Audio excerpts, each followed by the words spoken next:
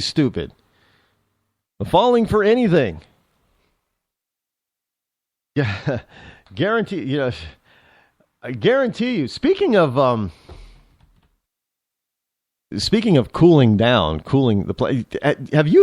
Have you seen pictures of the polar regions over the past few years? NASA satellite photos of the polar regions and all the ice that is there.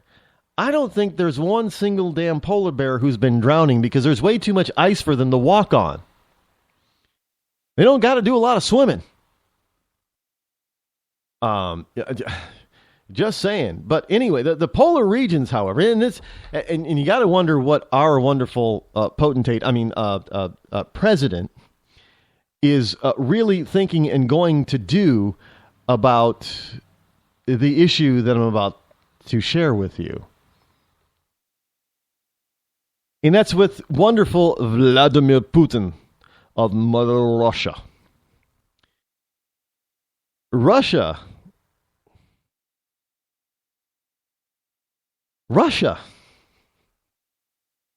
Now, look, this is going to make the Crimea takeover in the Ukraine look like a cakewalk. It was practice. It was just practice. We practiced on Ukraine. They haven't given it back. The old Soviet style stuff. Once they take something, they don't give it back. But Russia is demanding exclusive ownership of the North Pole. This is WashingtonTimes.com. Let me ask you this question. Have you heard any of your favorite, other than me, any of your other favorite talk show hosts, whether they be conservative, moderate, or liberal, talk about this? Probably not. But yes, Vladimir Putin, Russia's famous president. Russia, this is a story from the Washington Times, while still digesting its meal of Crimea, is taking another bite at expanding its sovereignty by laying claim to the North Pole in a large area of the Arctic Ocean. Now, granted, he's got a reason for doing this. Now, I'm not saying, it's a legitimate reason. Of course it's not. But he's got a reason for doing this. And what is that reason? Oh, the area that he's talking about the areas involving oil and gas drilling as well as fishing. Screw the fishing part. That's irrelevant. Because at some point they'll just say, well, you can't fish anymore anyway. And UN will say, well, Vladimir, stop them from fishing because you're killing off all the fish and we're all going to starve if you don't stop them fishing. He says, that's okay. I got oil and gas drilling going on in the North Pole. Now, the Russian Foreign Ministry submitted its request yesterday, Tuesday, to the United Nations Committee that arbitrates sea boundaries.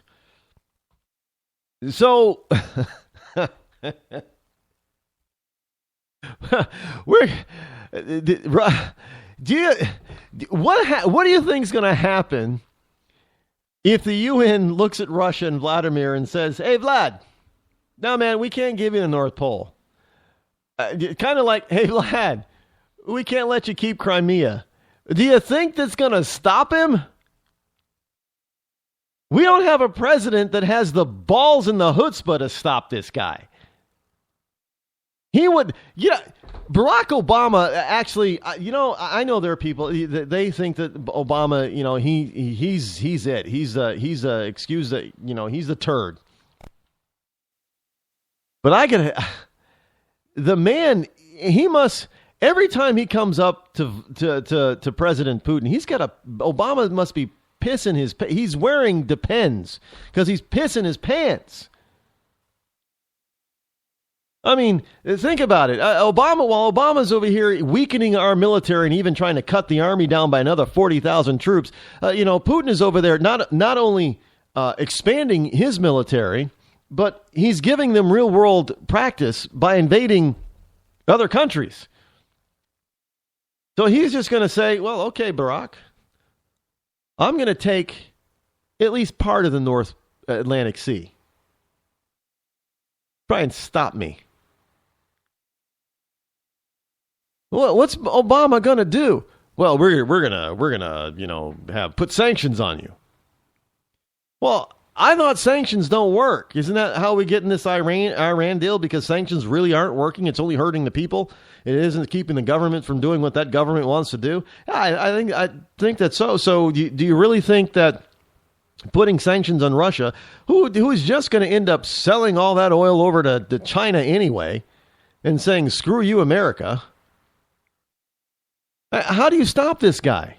Well, you got to have real leadership. That's how you stop this guy. That's how you stop him. You got to have a real brass knuckles, brass balls leader. That was, what I know I probably shouldn't say this, but you know who I would love to see negotiate and go at it, and I still know who would win. I would love to see Ronald Reagan and Vladimir Putin. Reagan would still mop up the floor with Putin because Reagan understood. He was a real leader and he was willing to walk away. And, what is it? Tomorrow's a debate. You know who are the two people? And look, I'm not endorsing either one of these people because I said I'm not endorsing any. I don't know who I'm going to endorse or choose for the GOP nomination. But I can tell you this. I know for sure that there are two candidates. Now, there may be more, but I know there's at least two candidates. I know two candidates that would do the Reagan thing and say, look, buddy, if you're not going to negotiate, guess what? The Arctic is off the table anyway. We're not negotiating that. Plain and simple. You got a problem with that? I guess we're going to fight over it and walk away from the table. And that would be Trump and Cruz. I guarantee you they would take Putin down a notch or two. They would stand up to that big thug international bully and just say, oh, hell no, dude. You are not doing that anymore. You want to pull this kind of crap? Well, we're putting missiles pointed at you back in NATO. Oh, you don't like it? Well, too bad. Stand down. Kind of like the Cuban Missile Crisis. Now, that's the kind of leader that we need with the Ruskies, with Putin. That's the kind of leadership you need. Stand down or, hey, we're doing it. Not saying, oh, well, come on, please. Vladimir, please. You're making me look bad. Can you please, man? Don't do this. Not now. Please. My legacy. You're screwing up my legacy. That's Obama.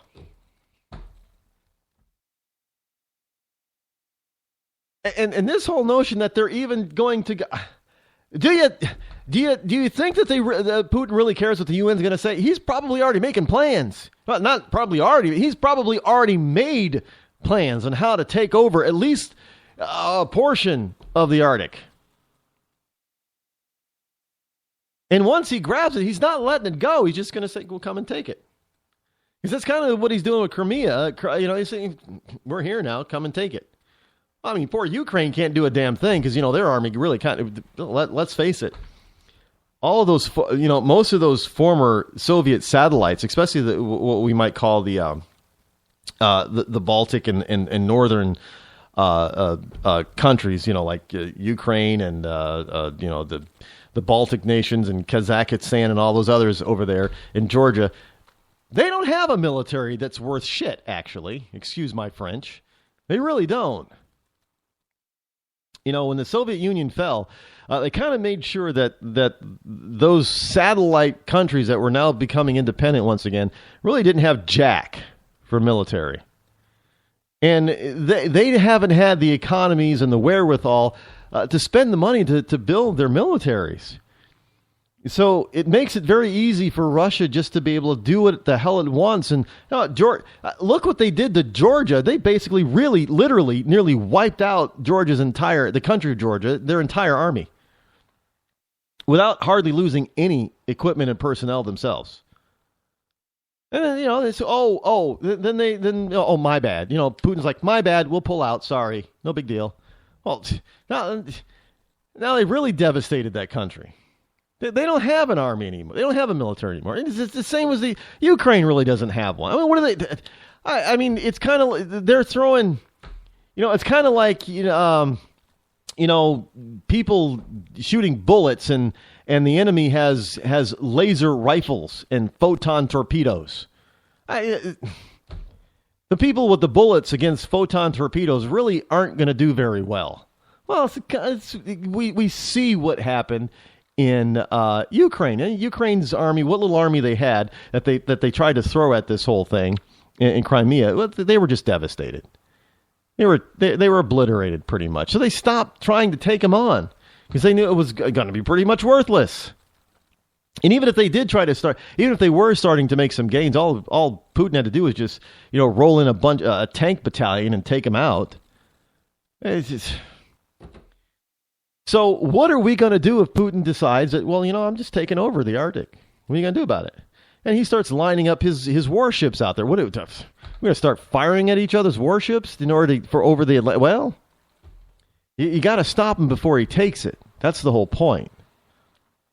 And I don't know, maybe Putin, smelling blood in the water because he realizes that, it's a very good possibility that the Americans, we here in America, elect a good, solid, conservative, strong leader, much like Reagan, who isn't going to put up with his BS. Just saying, that type of thing. Well, it can happen. It should happen. Hope it happens. Now, the Arctic Ocean has attracted other countries, including the U.S., Canada, Denmark, and Norway, and exposed rivalries over resources such as untapped oil and gas. Now, Russia made a bid in 2002, but the UN committee rejected it because of lack of evidence. Evidence of what? Of the oil and gas, or that Russia has claim to it?